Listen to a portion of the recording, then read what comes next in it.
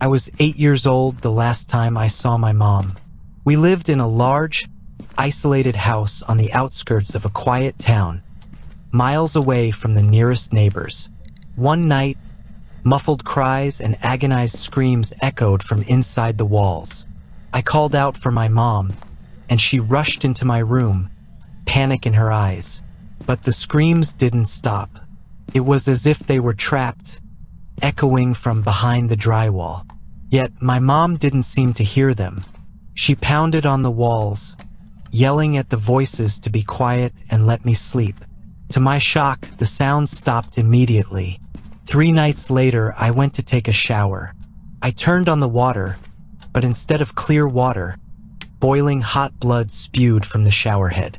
It scalded my face and body, and I screamed in agony. My mom burst into the bathroom, pulling me out and wrapping me in a towel. The pristine white fabric turned deep red as she wiped away the blood that clung to my skin. She held me tight, whispering that everything would be okay.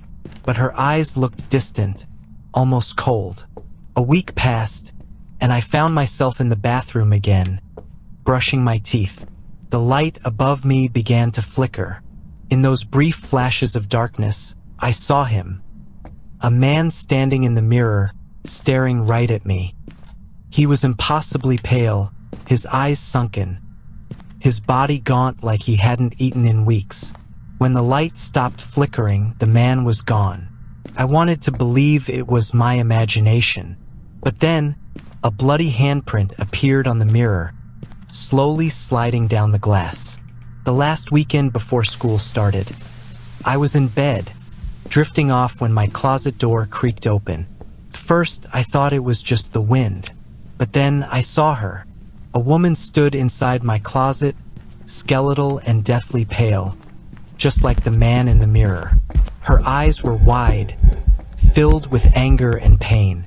I was frozen in fear, unable to move as she rushed towards me. Her icy hands wrapped around my neck, squeezing the life out of me as she screamed that I was the reason her husband was dead. My mom burst into the room, an axe gripped tightly in her hands. She swung it with all her strength, and the woman's head came clean off, landing on my lap. I wanted to scream, but my voice was gone. My mom looked down at me and whispered, "It's time I showed you something." She took my hand and led me to the closet. I tried to resist, but her grip was firm, her eyes emotionless. She guided me through a hidden tunnel behind the closet wall. The narrow, dark passage connected to every room in the house, and through the cracks, I could see each room clearly. I remember following her down to the basement. Not the normal one, but a hidden room beneath it. The smell was unbearable. Rot, decay, death. I can't remember everything I saw down there. Maybe my mind won't let me.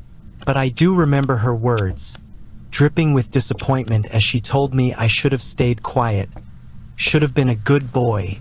She lunged at me, her teeth sinking into my neck. I screamed as she tore into my flesh, her eyes wild with hunger. She bit down on my shoulder, ripping chunks away as I begged her to stop. But she didn't listen. She kept devouring me, piece by piece. In any movie, this would be the moment a hero crashes through the door to save me. But no one came. I survived because, somewhere in that twisted mind of hers, a flicker of motherly love fought its way to the surface. She pulled back, blood dripping from her mouth, and apologized. She said she was sorry in such a calm voice, as if she had only spilled milk on the floor. She called 911 herself, explaining everything she had done.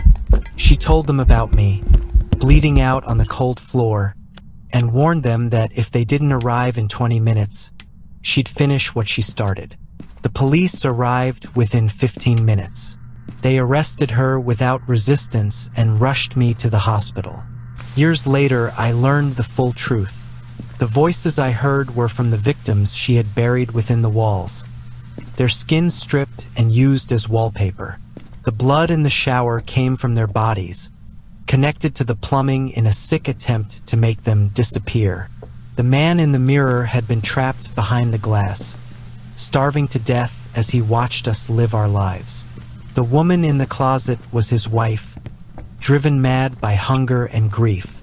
To this day, no one knows why my mom did it. The psychologists have theories, but no answers.